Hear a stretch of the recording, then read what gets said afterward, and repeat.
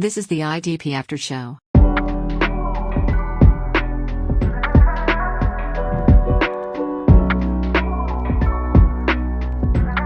Welcome to the IDP After Show. This is the Week 2 episode of the Ranking Show where I, Jase Abbey, get to discuss my weekly IDP rankings with some of the best IDP minds around.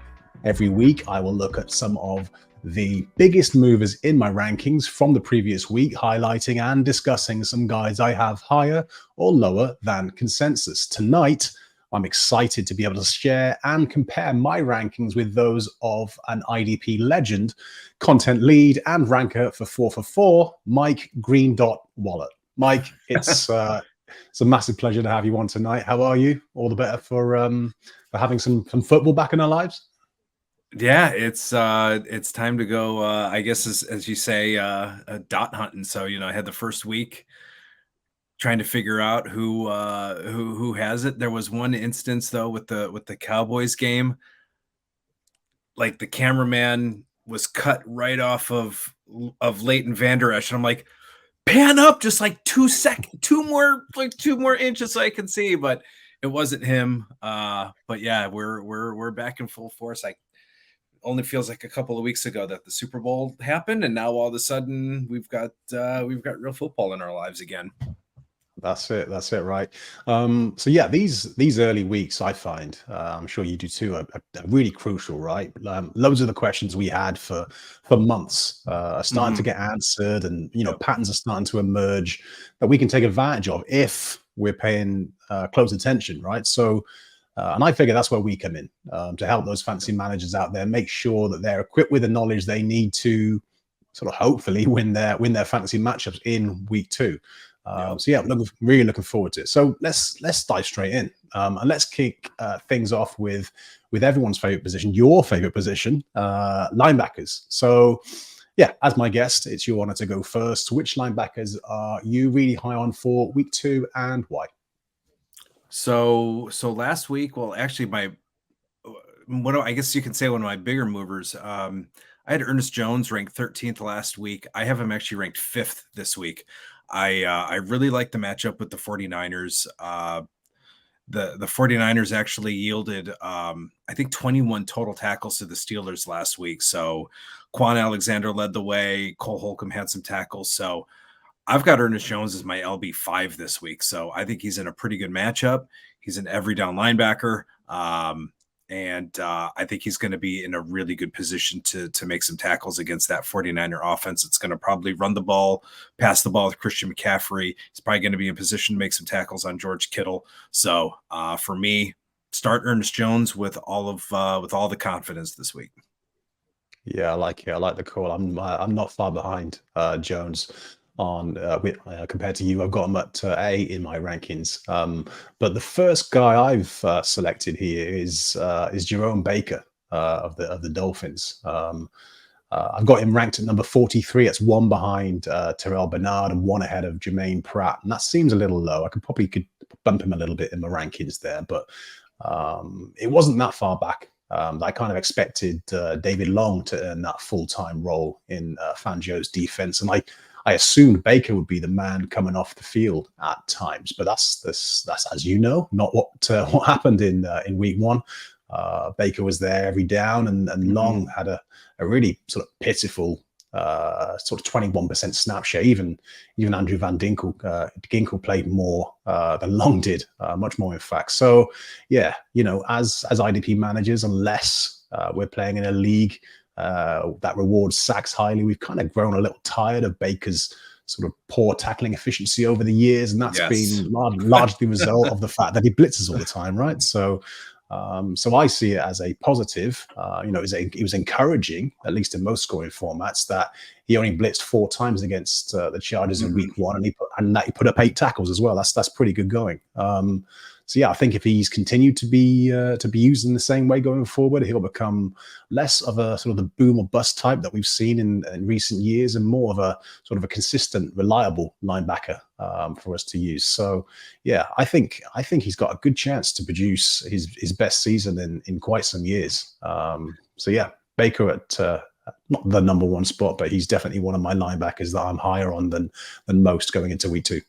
Yeah, the David Long was interesting, considering kind of they didn't break the bank for him, but they spent some money on him in free agency. So you're thinking, okay, at the very least, he's going to have a full-time role. And then you look 17 snaps and you're seeing why Andrew Van Ginkel, who's typically an edge rusher, why are they using him as an off-ball linebacker in addition? Because, I mean, you've got obviously you got Bradley Chubb and Jalen Phillips, but Andrew Ginkel is not really an off-ball linebacker. So that was a little bit odd to say the least. Totally. Yeah. Really, really strange one. But yeah, all aboard Baker for the time being until or unless anything changes. So yeah, that's where I'm at. I could probably, as I say, moving up my rankings a little, slightly on the low side, but I'm preaching some sort of caution. 1 week's a really small sample size, isn't it? So yes. let's see it for a couple of weeks, and then he'll continue to move up my rankings if he continues to be used in the same way. So that's where I'm at. So yeah, who's next for you at linebacker that you like this week? So I was actually very surprised, or not surprised, but I mean, I guess you could a little surprised. Quincy Williams had 100% of the snaps. So the Jets are primarily a two linebacker system. Quincy Williams has been about an 80 to 85 snap guy. So he was in on 100% of the snaps. So I'm definitely keen on a guy who's not leaving the field. Dallas is going to be an interesting offense to target. I know they didn't allow very many tackles to the linebacker position last week, although Micah McFadden had 10 tackles, just 3 solos. But we're going to see how this offense is going to be without Zeke Elliott, if Tony Pollard is going to kind of command that same type of, touches, command those same type of touches, those same type of carries. So I think I still like Quincy Williams. Like I said, I like a guy who's going to get 100% of the snaps. It looks as if, though, that might be the case.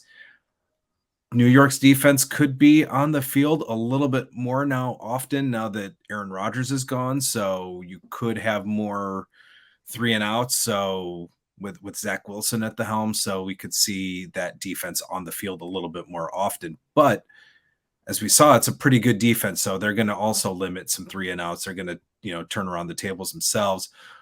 But when you get a lot of snaps, you can't tend to get a little gassed. So, but I am a fan of Quincy Williams' usage and how the Jets deployed 2 linebackers on Monday night. Yeah, I'm right there with you. I've got a bunch of Williams shares. I've liked him for a little while. He's one of those guys that doesn't really get the credit I think he deserves sometimes. And I was thinking as to why that might be. And I believe it's because he's missed a couple of games, but at least 2 games for in each of the last 2 years since he moved from Jacksonville. Like you said, he's kind of he's always had a pretty big role, 80% upwards. But he never really gets the credit he deserves, I think, because he's missed a couple of games and, his yearly finish isn't probably where people want it to be. But, he signed that big deal, or big-ish deal, 3 years, 18 million back in March. So we kind of knew that they wanted him there. They wanted to keep doing what they've been doing with him. So yeah, it was awesome to see him, like you say, play that every down role alongside Mosley. And let's just pray he can manage a full season, not labeling him as injury prone. But yeah, let's hope he can see out a full season. And if he can, I think he's got every chance to have a really good year. So yeah, I like the call. Yep. So yeah, my next guy, Cody Barton, Washington Commanders. That's I've got him ranked. My guy. All right, my guy. Yeah, right. So I've got him ranked 35, one behind Alex Anzalone and one ahead of the aforementioned Quincy Williams. So yeah, we knew all along there was going to be sort of one every down linebacker role in that scheme. And I, again, similarly to my last guy, I initially expected it to be somebody else, Jermaine Davis in this case, following the departure of Cole Holcomb. But then, yeah, Cody Barton came along, muddying the waters a little. Even so, I still believed it would be Davis who would be given that nod as the full-time guy there. enter week one. Barton's playing every down, and Davis had a sort of a 65% snap share. Maybe the Commanders grew tired of Davis off-field concerns. Maybe they just prefer Barton as a player. Either way, Barton's production wasn't anything to get too excited about. He only managed 3 solos and an assist, but I think better weeks are ahead based on how we saw him used last week. So yeah, that's where I'm at with Barton. I like what I'm seeing in terms of his usage. Again, it's only 1 week, but it's pretty clear, I think, that split between Barton and Davis. So I'm aboard the Barton train. Yep.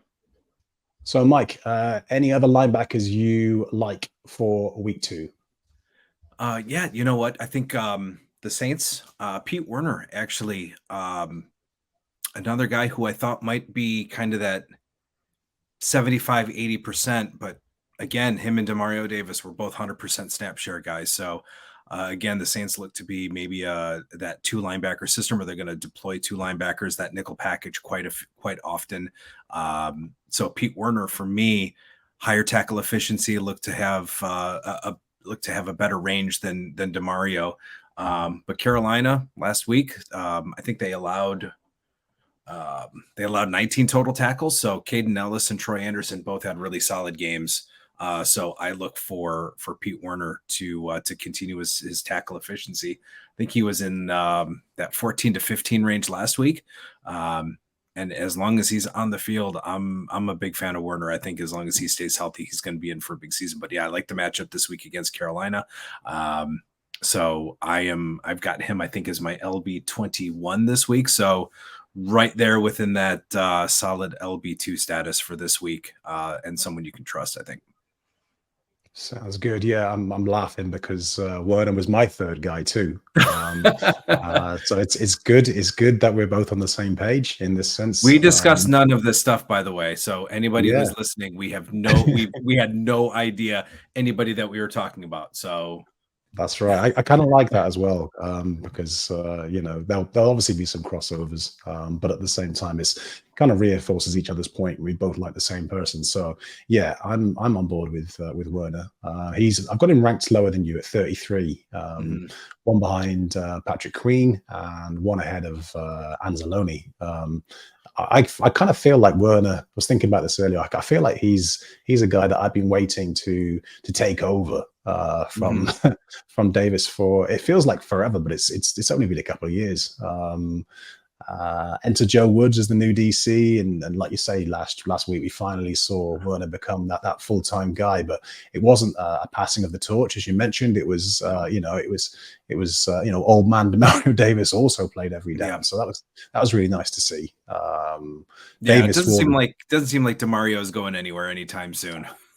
No, he's never going to retire. He's going to be playing when he's 45. He's going to be giving all us old people hope everywhere that we can still make it. So yeah, but yeah, I mean, Davis wore the green dot, and he was more productive than Werner. But on the basis of what we've seen, there's clearly room for 2 productive linebackers in New Orleans. So yeah, I'm pretty excited to see what Werner can do when given the chance to sort of try and reach that magical sort of 1,000 snaps.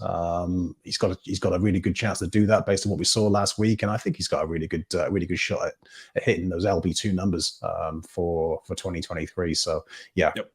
Totally on board. So let's look at the guys we're not so hot on this week at the position. Mike, which linebackers are you fading in week 2?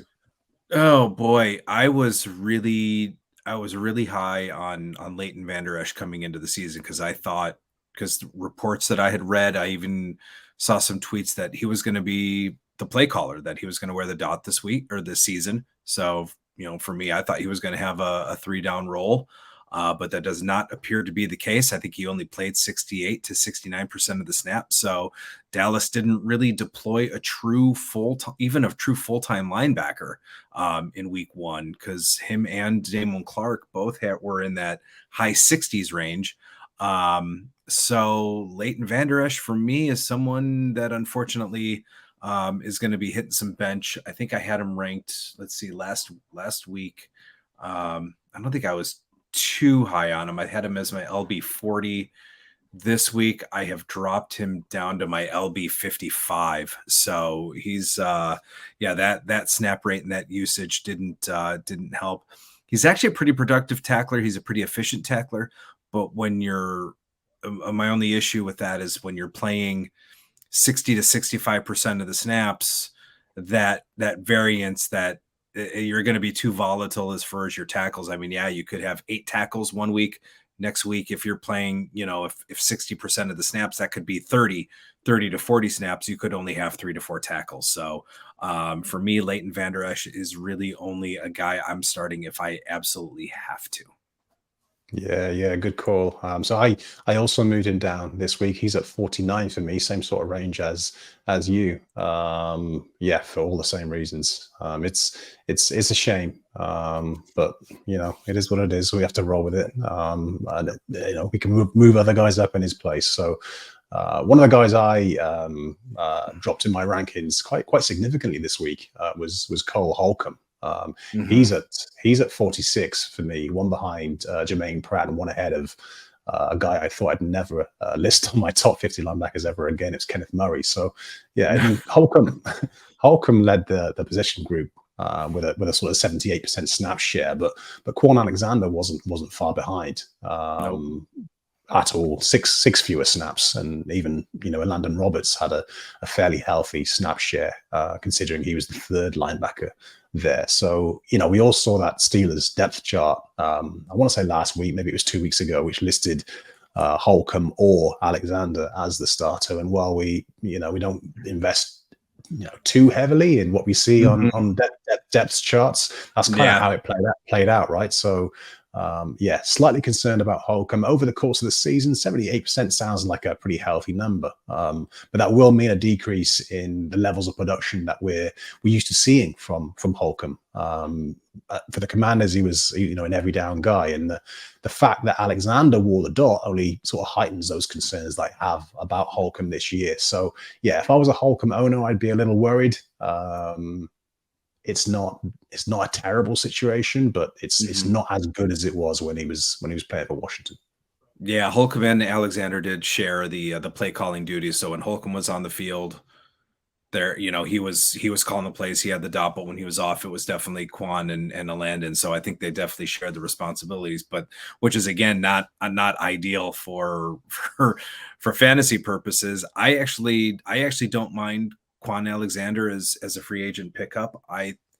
If Holcomb continues to play, he didn't have a great game. Alexander seemed to be, for someone who hadn't played for a while, he seemed to be quite spry and quite active and around the ball. So Holcomb, I don't know. We'll see. I mean, Pittsburgh gave again, doled out the money for Holcomb, and so he's probably going to get his chances, but Quan Alexander's looming, and Landon Roberts doesn't do well in coverage, so he's probably going to be coming. I'd imagine it's probably going to be Roberts who might be coming off the field a little bit more often in those passing situations. So I don't mind Quan as like a sneaky free agent pickup. I know I took him in a few drafts as like a last linebacker, and I might be putting him in my lineup a few times over the course of the season. So he'll have a really good matchup this week against Cleveland.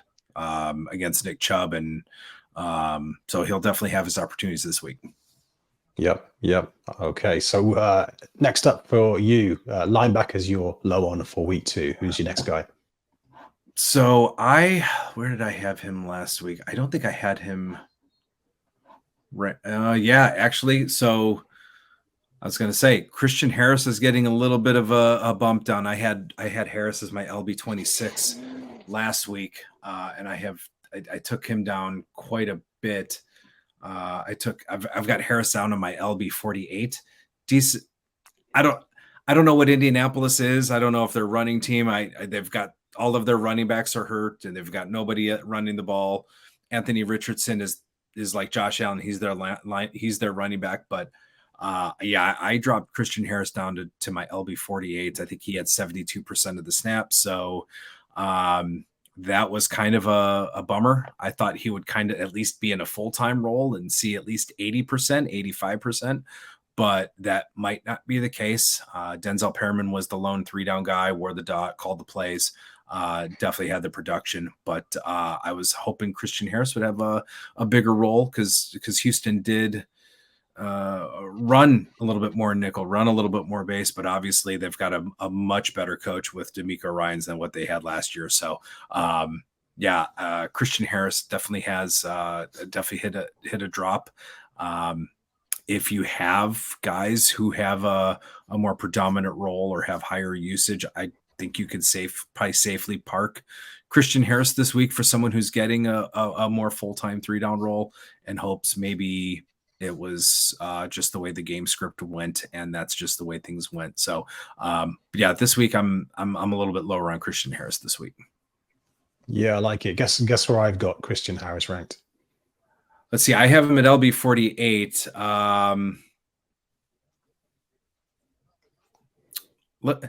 Do you have him higher, or do you have him right around where I have him? Exactly the same. LB 48. It's weird. Yeah. So I got him one spot behind Kenneth Murray, one ahead of LVE. So I wasn't a fan of Harris last year, and I wasn't surprised to see him play less than some expected him to play in week 1 because of that reason. So. Like you say, Perriman or the Green Dot was the only full-time guy there, and even some of the other guys, Henry Tuo and Littleton play. They actually play slightly more than I expected. So, my biggest concern wasn't even the fact that he played 72% of the snaps; is that he looked like the same guy we saw last year. DeMeco Ryans has been talking up a little bit, but he looked exactly the same as he played last year. He's poor in almost every respect. I sometimes wonder whether I see something differently than everybody else, because he was getting a bit of love this offseason. But it's still very early days in his career. It's obviously really early in this season. But the performance really adds to my worries. I suspect it's a little too early for Ryans to kind of pull the rug out from underneath him and pivot to another guy. But it's not looking good unless Harris turns things around pretty quickly. Yeah, when you have a combination of a poor grade and a low snap share, that's ripe for volatility, and potentially even losing some snaps. So I will be honest, I wrote Christian Harris up as one of my potential breakouts just because of what I was reading on him. It was just one of those things. Ryan, I remember watching DeMeco Ryans played, and he's such a good football mind, such a good coach. So I was hoping there would be a little bit of development here, but it looks as if though there's kind of a continuation when looking at the PFF grades. I think in last year he had a 28 grade. He had a 43 grade this week. His run defense didn't improve. He had a 29 grade in run defense last year, had a 29.5 grade in run defense last week. So it just could be he is who he is. And when you see the blood red grade, that is not a good thing when you're looking at PFF grades. Yeah, those numbers are, like, for context, for those that don't follow PFF, those numbers are abysmal. They're like terrible, aren't they? I'm concerned about him. I like the call. So my next linebacker that I'm low on this week is and going forward is Brian Asamoah. I don't have him ranked at all. He's dropped completely out of my rankings. There's been a lot of hype about him this offseason. He's another guy that there's been a lot of talk about. He obviously dealt with the injury during the preseason. But many of us, me included, expected him to play a large role in week 1. 3% of the defensive snaps, though. That was didn't see that coming.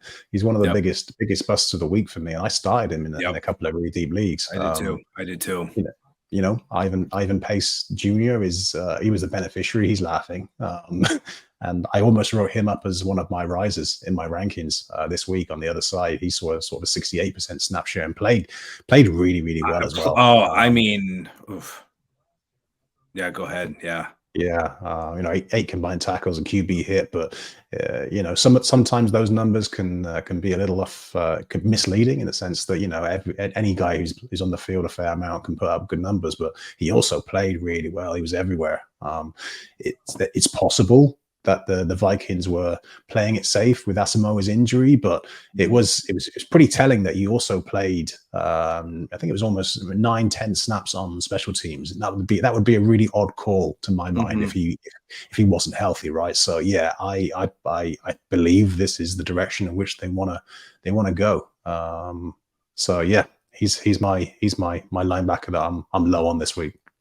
When you look at Ivan Pace, you don't think of his size. He just attacks, and he doesn't wait. There's no wasted motion. He sees the ball. He sees the ball carrier, sees the hole, goes and gets it, and he plays like he's about 6'4", 6'5". And Jordan Hicks had a decent game grade wise. Pace played really well, so I'm higher on Pace, and if it's at the expense of Asamoah or Hicks, then so be it. But Pace looks like one of the better defenders on the field. For sure. And, Hicks is, what is he now, 31, 32 in the last year of his contract. So, yeah, I know we're talking about weekly rankings here, but taking a look at Dynasty for a moment, it's looking exciting for Pace going forward, I think. Yep. So let's kind of turn our attention to the guys in the trenches for a minute. What do you have for us on the defensive line, Mike? Talk to me about some of the edge or DTs that you like this week. So I think you liked one of my tweets. I think I'm all in on Aidan Hutchinson. I ranked Aidan Hutchinson as my number 1 DL. I think I had him ranked.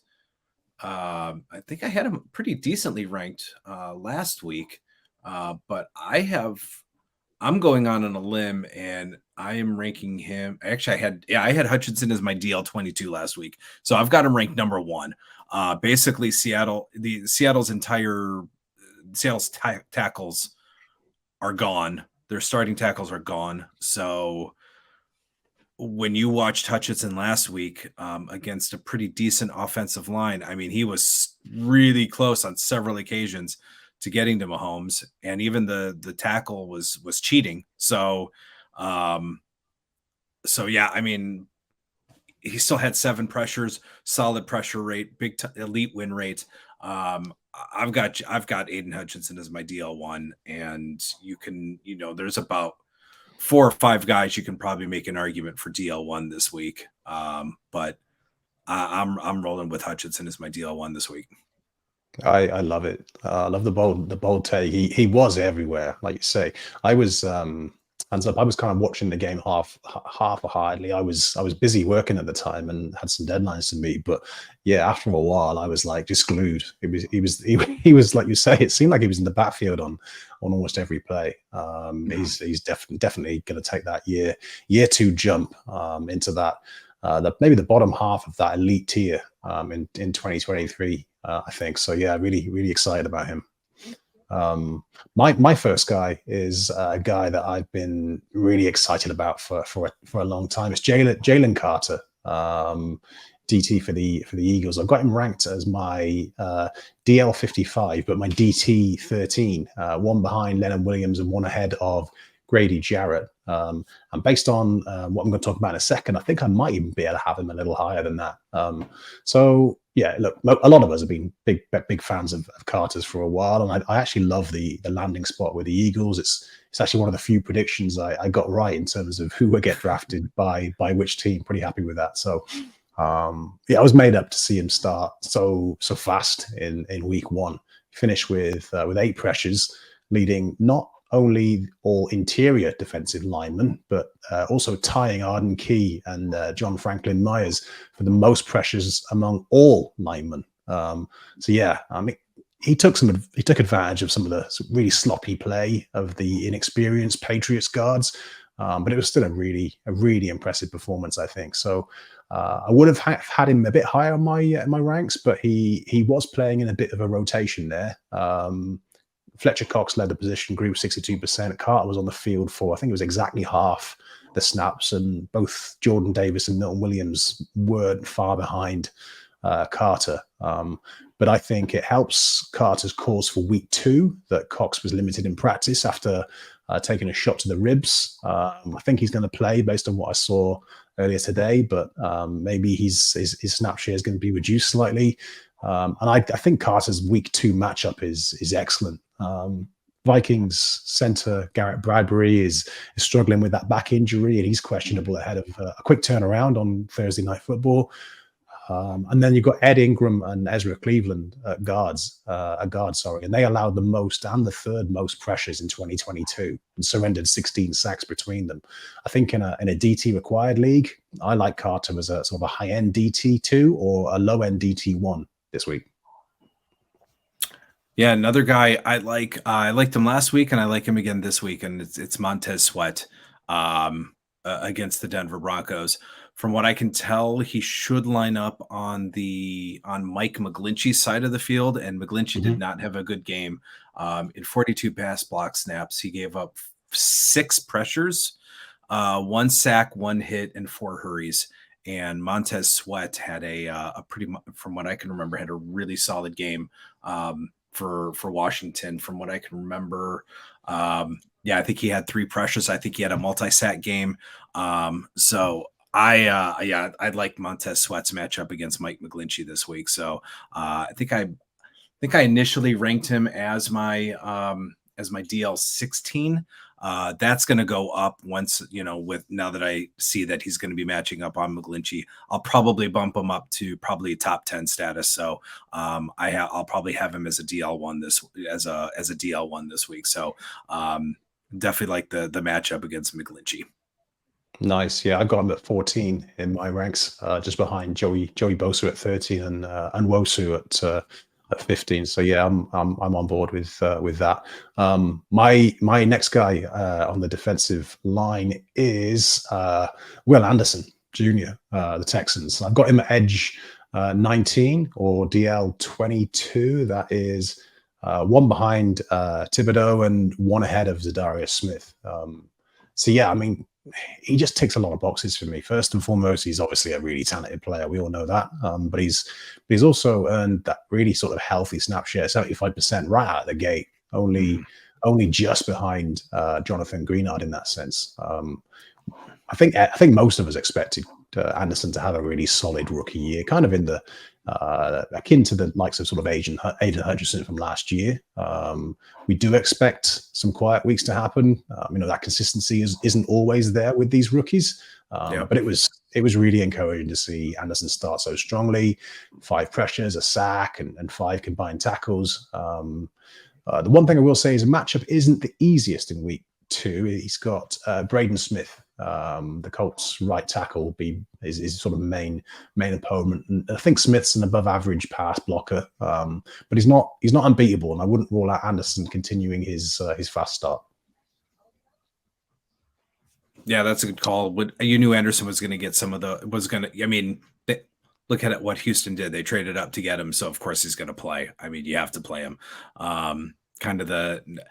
If you missed out on Micah Parsons and you landed Will Anderson, well, I don't want to compare the two. You got a similar prototype edge rusher with Anderson than if you missed out on Parsons a few years ago.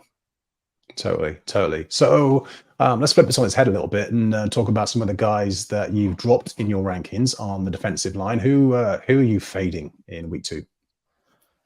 Oh man.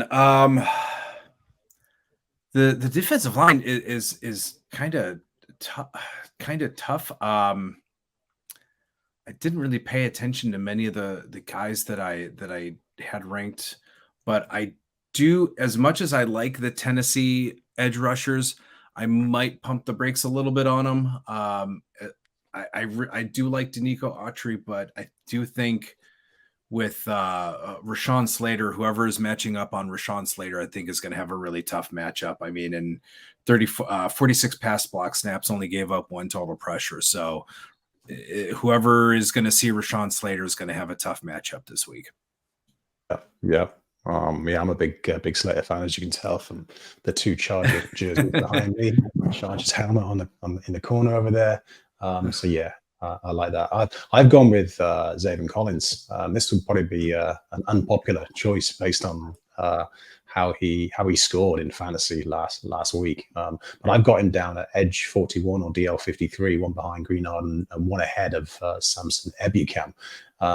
I know he had a big week with those 2 turnovers, and a lot of people will point to that as a sign that his conversion to an edge rusher is started really well. But I think those kind of plays are going to be the exception, right? Yeah. I'm concerned that he generated no pressures at all, despite rushing the passer 22 times. Outside of those 2 turnovers, he had no pressures and only managed two tackles. So, assuming he's used similarly to how he was used last week, his main opponent this week will be one of the best left tackles in the league, Andrew Thomas of the Giants. That's, of course, assuming Thomas can make it back from the, I want to say, hamstring injury that he's currently nursing. On the opposite side, Evan Neal, he allowed 8 pressures, a sack, against the Cowboys. But let's be honest, Zaven Collins is no Micah Parsons. I'm not looking too much into that. I'm also fading Collins a little bit because he only plays 59% of the defensive snaps, and that's not terrible for an edge rusher, but it's not where it needs to be for me to rank him higher. Everybody above him in my rankings, or the vast majority, certainly towards the top end, play more snaps than Collins. And there was a bunch of other guys, like 4 or 5 guys at the position for the Cardinals, all play between like 15 and 39, 40% of the snaps. So he's, it's a lot of competition over there. And of those guys, Dennis Gardeck had a really productive week. So you'd imagine that his involvement might increase a little bit, and BJ Ojulari, his role is only going to increase as he becomes more familiar with what it takes to play in the NFL. So I am not as high on Collins as almost everybody else that I seem to speak to. Maybe I'm missing something. I just not there yet.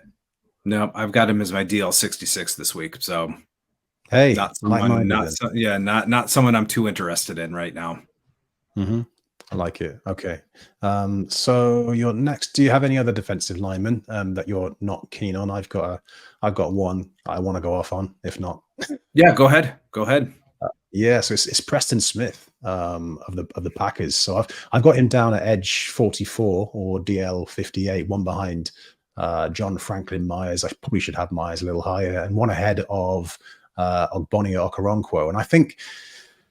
Yeah, I mean, Rashan Gary was obviously on a snap count after the return from injury, and he played only, I think it was like 12 snaps in total. So you kind of expect Smith to have a larger role given Gary's limited role, and the fact that Van Ness was supposed to be this raw prospect who's not yet ready. Looked ready to me. Van Ness looked ready to me. Right. Yeah. Gary tied for the team lead amongst Packers edge rushers with 5 pressures, despite only rushing the passer 10 times. I had to double check that. That's crazy. In fact, I'm going to double check it again because I still can't believe it. I've looked at this about 3 or 4 times. No, it's right. No, he had a 50% pressure rate. No, he had quite the efficiency. Mad. He kind of tied for the team league, despite, as I say, only rushing the passer 10 times. And then Van Ness or Smith had 3 pressures. Van Ness had 5 and a sack, despite playing the same number of defensive snaps as Smith. So we're used to seeing Smith have upwards of a 75% snap share each week. That's what he had last year, and sometimes quite a bit in excess of that. The fact that he was largely ineffective compared to a guy who they drafted to be his successor, despite the fact that number 1 was limited on a limited snap count, is not good. I think his outlook's pretty bleak on the basis of what we saw last week. Gary's role will obviously grow as he continues to get healthy, and it might be hard to scale back Van Ness's usage if he continues to show that he has something. I think Smith's the loser in this equation.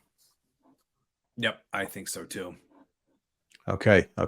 So, last but definitely not least, let's take a look at some of these defensive backs. It's a tricky one, defensive backs. There's so much volatility, but there are some key things we look to and look for in terms of their usage. Mike, which DBs are you getting excited about ahead of week 2? Well, there's a few. I'm always gonna be and this isn't my Browns fandom talking, but I really like the way Grant Delpit played last week. I actually had Delpit. Let's see, I had him as my DB12 last week, and I have him now as my DB4 this week. Playing right around the line of scrimmage the majority of the time. He's getting that slot box role. Led the team in tackles last week, and I think has another pretty solid matchup against the Steelers. So without Jalen Waddle, you could see him tackling quite a bit on Najee Harris. You'll also see him probably covering the tight end in Freiermuth. So he'll play some deep ball, but it's probably going to be mostly again on the line of scrimmage. So I always like when my DBs are playing near the line of scrimmage. I want the tackles. Don't necessarily need the interceptions or the volatility from the tackles, but yeah, I definitely like Grant Delpit this week against Pittsburgh. Yeah, I love Delpit. I've got him at 12, right on the borderline LB safety one. Like you say, plays a lot of his snaps in the box. I'm similar minded to you. I like my guys to be consistent, high tackle numbers. If the big plays come, they come. We know they're largely the consequence of luck anyway. But yeah, I'd rather have that tackle floor, and Delpit's one guy that I'm really confident is going to deliver that for me most weeks. So I've gone with Julian Blackmon of the Colts. I've got him as my DB and my safety 22, one behind Rayshon Jenkins and one ahead of Justin Simmons. Firstly, he played every down, which is for me the biggest differentiator pretty much at any fantasy spot. Maybe edge rush is the exception, but certainly at defensive back, there's just so many startable DBs in IDP, and I want a guy that never comes off the field. Secondly, he spent over half of his snaps in the box or on the defensive line, and that's, as we talked about there with Delpit, it's a recipe for healthy or healthier tackle volume. So he only managed 6 combined tackles in week 1, but I'm really optimistic he can either match or surpass that number most weeks. And also, it never hurts when you've got a DB who's going up against a rookie quarterback, especially so early in the season. And that's what Blackmon has this week when he faces the Texans and CJ Stroud. So yeah, I like his chances to have a good week. Where do you have him ranked? I have him ranked at 22. Okay, that's going to be our first big disparity because I have him as my DB 50. Nice. He's never been anybody that just stood out, and like you said, he gets a good usage, but just doesn't seem to do anything with it. So that's my reasoning why I don't have him ranked. I just has never stood out and really done anything. So with that said, since I've said that I have him as my DB 50, watch him go and put up like 12 tackles this week. That's it. I'll be straight in my Twitter DMs. In fact, no, they won't be DMs. I'll be outing you in public, Mike. Yeah, you'll be you'll be blasting me, subtweeting me, and just everything in between. You know it. Okay, yeah. Your next DB. Who do you like for week 2? Yeah, I might be a victim of recency bias, but I got Christian Gonzalez as my DB 13. Just that Miami offense seems to be doing quite a bit of passing. Last week, Michael Davis led the Chargers in tackles, which is 6. But Tua did throw an interception, and then the corners were responsible for 6 defended passes. So I think Christian Gonzalez is also going to play a little bit up on the line of scrimmage too. So I think Christian Gonzalez looks to be, I know it's only one game, but he kind of looks to be it kind of looks like a real deal type of a corner. So I gave him a pretty big bump up this week. Yeah, he's my CB 12 this week. One spot behind Sauce Gardner, one ahead of Darius Slay. I think it was like you said, a really promising start. Played every defensive snap, was the only Patriots corner to do so, I think. And like you say, he was productive. Six total tackles, a pass breakup, a sack. Mm-hmm. Granted that sack came on his only blitz attempt of the game, and he won't be targeted 10 times every week. But yeah, he should be kept busy against Tua and that Dolphins passing attack in week 2. So yeah, I'm on board with that one. I like it. My first DB that I've gone with, my second DB that I've gone with is Vonn Bell, Panthers. So I've got him as my DB and safety 16, one behind Harrison Smith and one ahead of Jalen Thompson. We kind of expected him to play a large role in sort of Evero's scheme after signing that relatively big contract for a safety. I can't remember the numbers, but I remember thinking that's good money for a safety. Considering, yeah. And while the way that the Panthers deployed their safeties in the preseason suggested Bell would play a big part, I wasn't taking anything for granted, given that Jeremy Chin and Xavier Woods are in town. So it was really reassuring to see Bell play every down last week, while Woods settled for an 81% snap share and Chin followed in third with 73%. It was I also thought it was really encouraging to note that Bell played a healthy amount of snaps in the box for reasons we talked about earlier with other guys. So yeah, look, he only finished with two solo tackles, and that's pretty damn poor. 2 missed attempts as well. But I'm confident he'll have a more productive outing going forward if his usage remains similar to what we saw last weekend. So a guy I'm probably going to be a sneaky guy, someone that I'm pulling from my from my 4for4 waiver wire article, Marquise Bell, converted safety. I think he's now primarily playing linebacker, but he still has the DB designation. If you don't pick, you're definitely going to want to keep an eye on him. If you don't pick him up, definitely have him on your radar. I think he only played 44% of the snaps, but he stood out big time to me last week during that game against the Giants. Made some pretty big plays. Looked like he had been playing linebacker his entire career. So I bumped him up pretty big. I might, again, kind of maybe an overreaction, but I'm kind of betting on the play. But Marquise Bell is definitely someone you want to keep an eye on going forward. Like I said, he played 31 total snaps, and I think he led the team in tackles with 8. Had a big tackle for loss and a forced fumble. So just one of those guys that played like played with his hair on fire and just seemed to be all over the field. So Marquise Bell, I think, is somebody you're going to want to keep an eye on. Yeah. No, I was gonna counter you when you started talking about Bell, but for the reason that you alluded to there, that snap count was not where we'd want it for a guy sort of going forward. But it's definitely, deep rosters is definitely a place to pick up a guy like that, in the hope that the way he's playing will lead to increased opportunity going forward. So I don't dislike it, Mike, as I was about to launch into, but no, I don't dislike it. So my next guy is Tracy Walker. Bit of an obvious one, but the reasons I'll go into. So we heard the Lions were kind of moving. This is my first low, moving Branch into a slot role and moving CJ Gardner to safety alongside Kirby Joseph. But some of us didn't want to believe that until we saw it in a meaningful game. So, but that's exactly what played out in week 1. Walker didn't play a single defensive down, managed only a couple of snaps on special teams. So I should point out that Brian Branch is currently questionable after suffering cramps last week, leaving the game. But it doesn't sound like the sort of injury that'll keep him out from playing in week 2. So unless Walker leapfrogs one of the guys ahead of him, or an injury befalls one of the starting unit, I think he's got no value in IDP. So I appreciate there we kind of flip flop there, Mike. I've stolen you one of the early guys I'm low on at the DB position, so I'll let you go next. I don't like Terrell Edmunds.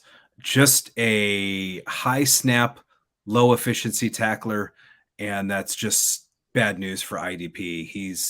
He had one lone 100 tackle season in Pittsburgh in 2019, and I think he just hasn't produced. 68 tackles in 15 games in 2020, 89 tackles in 2021. And this is a guy who's played, 2018 as a rookie, 966 snaps, 2019 over 1,000 snaps, 2020 860 snaps, 2021 over 1,100 snaps. So he is a high volume, low efficiency tackler. I know Edmonds got a lot of run with his move to Philly. He's the same player that he was in Pittsburgh, and not really somebody I really want to really have on my roster. So I am definitely probably lower on Terrell Edmonds than some of the others. Yeah, totally agree. I have been moaning about Edmonds for ages. What's frustrating with him is that he's got the kind of profile of a guy that we like. He's one of those guys that has played near the line of scrimmage for years, at least higher than the average. But like you say, that his tackle numbers, never quite there.